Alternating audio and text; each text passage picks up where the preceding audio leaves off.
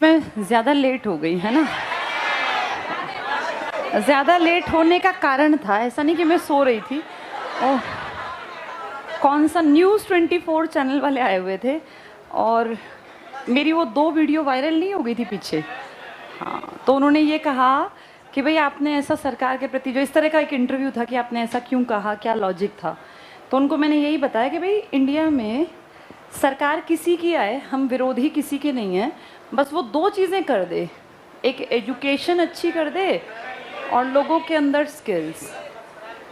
जिस दिन ये हो गया उस दिन इंडिया ग्रोथ करेगा, चाहे मोदी जी बैठे चाहे राहुल गांधी बैठे। हमें क्या करना है, हमें कोई फ़र्क नहीं पड़ता किस पार्टी की सरकार।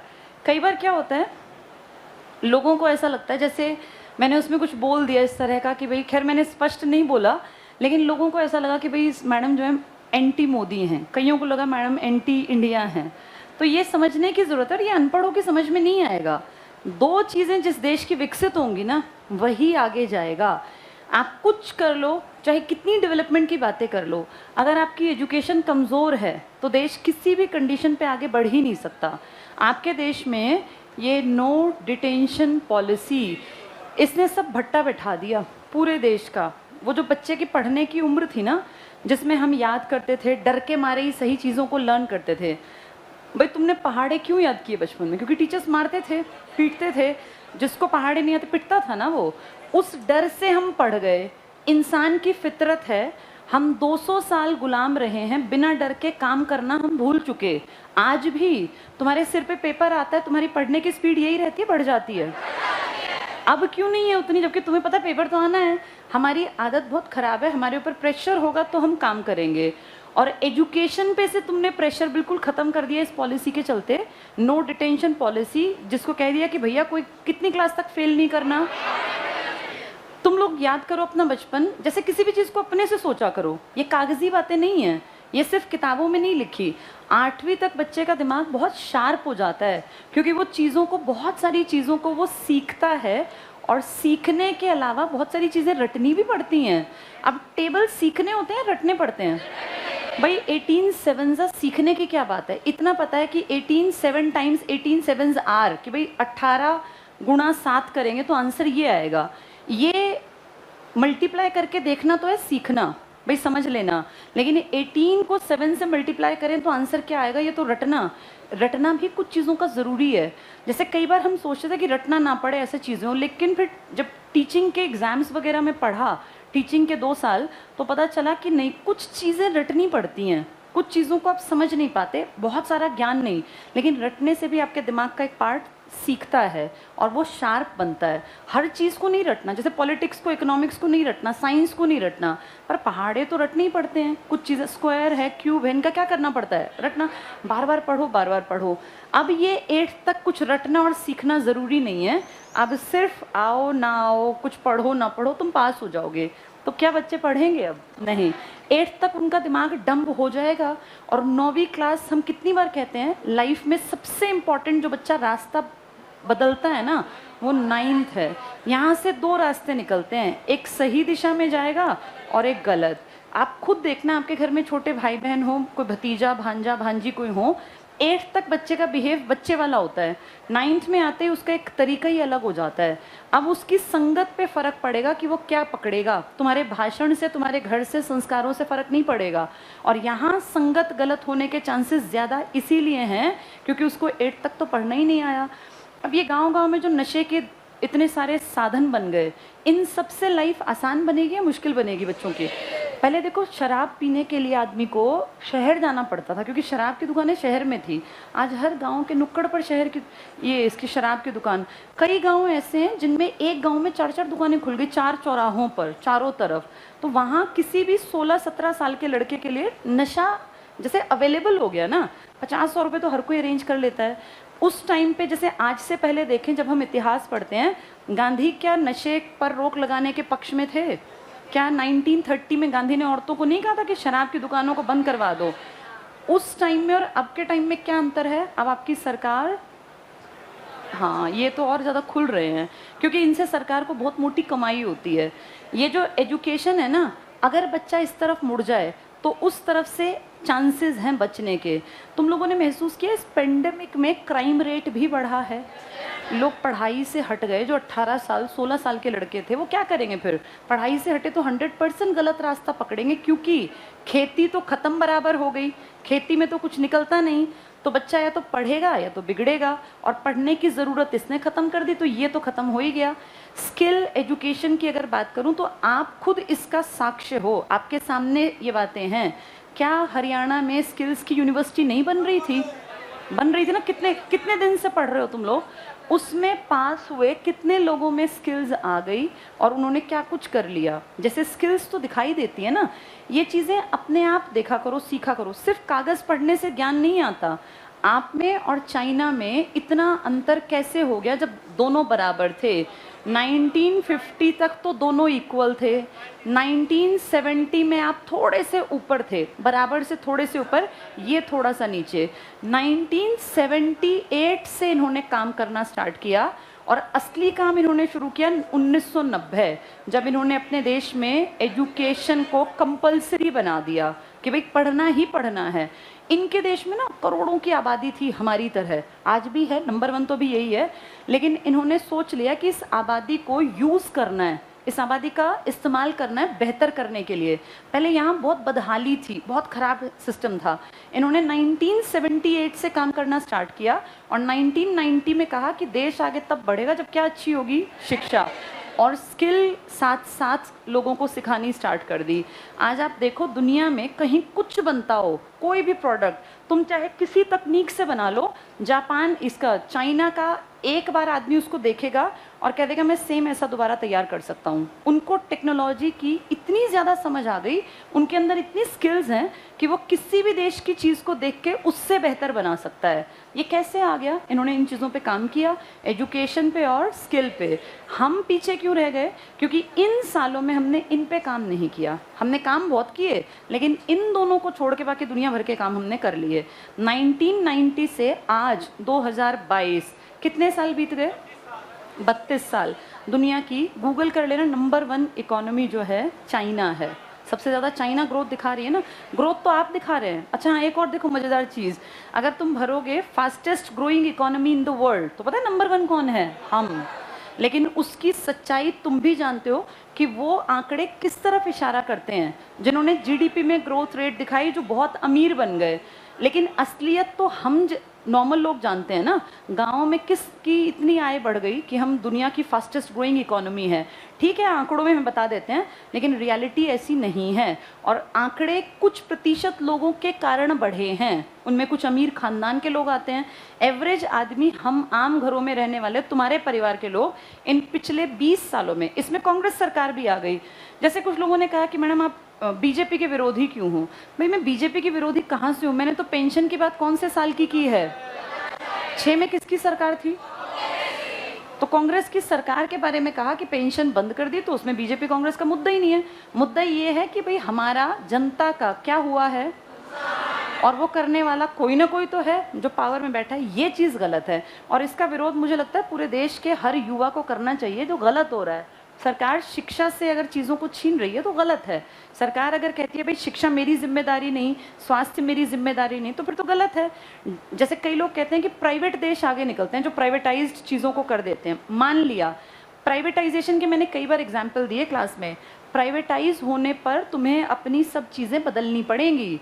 इंडिया के लोगों में अभी वो क्षमता नहीं है कि हम प्राइवेट सेक्टर को पूरी तरह से अपने में रमा लें। पता है प्राइवेट सेक्टर में क्या होता है? सर्वाइवल ऑफ द फिटेस्ट, यही थ्योरी चलती है। आप वहाँ इंटरव्यू देने जाओगे तो आपके कपड़े, आपके जूते, हर चीज़ मैटर करती है वहाँ। आप सरकारी संस्थान में पेपर देने जाते हो, चप्पल पहन जाओ, क्या फ़र्क पड़ता है? आपके कपड़े फटे भी हैं तो भी कोई देखने वाला नहीं है, अगर आप इंटेलिजेंट हैं।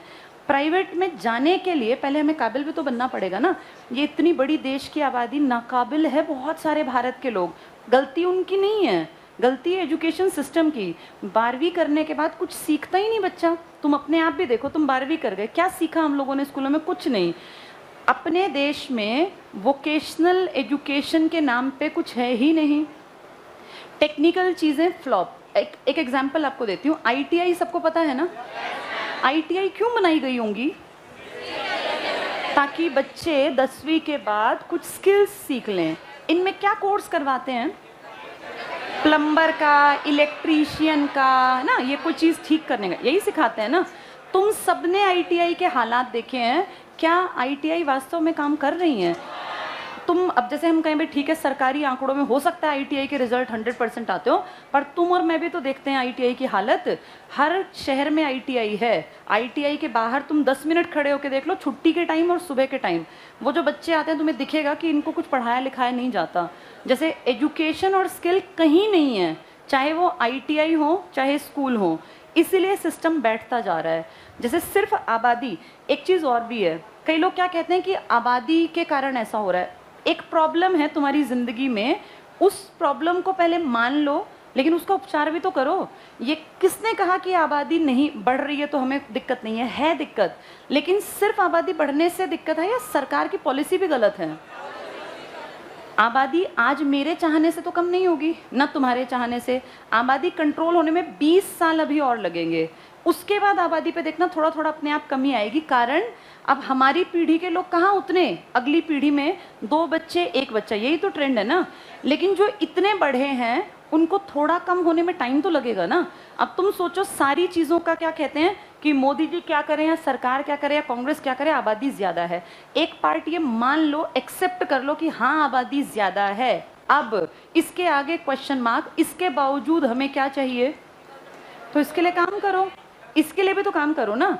आबादी ज़्यादा है कह के बस लीपापोती कर दें, चाहे कांग्रेस सरकार है चाहे बीजेपी, चाहे कुछ भी है, फाइनली तो हमें ये चाहिए ना। और इसका रास्ता सिर्फ वही 2 तरीके हैं, एजुकेशन और स्किल। उनको सुधार लेंगे तो देश बढ़ेगा, वरना देश ज़ीरो। चलो देखते हैं अब ये बात जो है ये कितनी काबिल बनेगी, आगे कितनी साकार होगी। सरकारी स्कूलों का लेवल बहुत नीचे है, ये मुझे बताने की ज़रूरत तो नहीं है, सब जानते हैं। चलो पढ़ेंगे अब आगे फटाफट से। आज का टॉपिक थोड़ा रह गया था उस दिन, वही पूरा कर लेंगे। कहाँ पहुँचे थे हम लोग? 64 भी रह गया था, चेक करो, शायद रियासतें मैंने नहीं पढ़ाई थी, है ना, रियासतें। 46 का चुनाव तो पढ़ लिया था। अच्छा, सुचेता कृपलानी भी पढ़ाना था, ठीक है। सुचेता, हाँ, एक पढ़ा दिया था, अरुणा असफ अली। जल्दी से लिख लो सुचेता कृपलानी। मैप में तुमने देखो कहीं अरुणा असफ अली लिखा था, क्या बर्थ ईयर था? 1909, और क्या इनका वो था? 1996। जल्दी से हेडिंग डालो सुचेता कृपलानी, लिखो 1908। 1908 जन्म और डेथ 1974, ये यंग एज में चली गई। 1908 जन्म और मृत्यु 1974। अरुणा असफ अली 1909 में जन्मी और कब एक्सपायर हुई हैं? 1996, तो वो काफ़ी जी गई। इसमें फटाफट से लिखो अंबाला, जन्म इनका अंबाला, उनका कहाँ था? कालका, दोनों आसपास की हैं, वो कालका, ये अंबाला। यहीं लिखो संविधान सभा की सदस्य बनी, पॉइंट्स में लिखते चलना। सुचेता कृपलानी संविधान सभा की सदस्य बनी। संविधान सभा में कितने मेंबर थे? 389, उनमें से एक थी ये। सुचेता कृपलानी संविधान सभा की सदस्य बनी। अगला पॉइंट लिखो, हरियाणा से संविधान सभा में जाने वाली महिला, 15 ही तो टोटल गई थी, उनमें ये हरियाणा से थी। हरियाणा से संविधान सभा में जाने वाली महिला। हरियाणा से पहला भारत रत्न किसको मिला? आसफ अली की वाइफ थी अरुणा आसफ अली। लेकिन मिला कौन सा? जिंदा वाला, मरणोपरांत? 96 में एक्सपायर हुई, 97 में मिला था। लिखो फटाफट से। तो हरियाणा से संविधान सभा की महिला सदस्य सुचेता। अगला लिखो 14 अगस्त 1947 को, 14 अगस्त 1947 नेहरू के भाषण से पहले, वो बहुत फेमस भाषण है नेहरू जी का, नेहरू के भाषण से पहले वंदे मातरम गाया था सुचेता ने। 14 अगस्त 1947 को नेहरू के भाषण से पहले वंदे मातरम या राष्ट्रगीत गाया था सुचेता ने, पर तब तक ये राष्ट्रगीत था नहीं, ये 50 में बनेगा जाके। तो वंदे मातरम सुचेता ने। नेक्स्ट लिखो ऑल इंडिया महिला, ऑल इंडिया महिला कांग्रेस की संस्थापक, ऑल इंडिया महिला कांग्रेस की संस्थापक थी सुचेता। ऑल इंडिया महिला कांग्रेस की संस्थापक थी सुचेता। 1940 लिख लेना, 40 में। नेक्स्ट पॉइंट लिखो, पहली महिला मुख्यमंत्री यूपी की, पहली महिला मुख्यमंत्री यूपी की सुचेता। वैसे 4th नंबर पे थी ये, 3 इससे पहले आदमी बने थे, पर महिलाओं में कहीं और हमसे संबंधित है तो हमें अपनी पता है, सुचेता थी पहली महिला CM of UP, Sucheta Kripalani. ठीक है, 3-4 पॉइंट यहीं पे लिखना, कुछ इनके बारे में जो फेमस हैं। पहला लिखो, grand old lady of Indian independence movement, grand Indian lady of Indian independence movement, यानी भारतीय स्वतंत्रता संग्राम की Indian lady, grand Indian lady, Indian independence movement. कौन है ये? लिख लो फटाफट से, अरुणा आसफ अली, जो तुमने उस दिन लिखा था, अरुणा आसफ अली। यही दूसरा पॉइंट लिखना, थोड़ा थोड़े शब्द बदलेंगे बस। इसका आंसर है अरुणा। अरुणा के हस्बैंड का नाम था आसफ अली। अरुणा तो गांगुली थी ना। आसफ अली, आसफ अली बहुत इंपॉर्टेंट थे, ये भी बड़ी पोस्ट पे रहे थे। चलो अगला लिखो फटाफट से, first in lady freedom fighter of India, first lady freedom, Asaf Ali लिख लो ब्रैकेट में, इसके हस्बैंड का नाम है, वैसे याद भी रह जाएगा। अरुणा से दिख रहा है हिंदू होंगी, आसफ अली।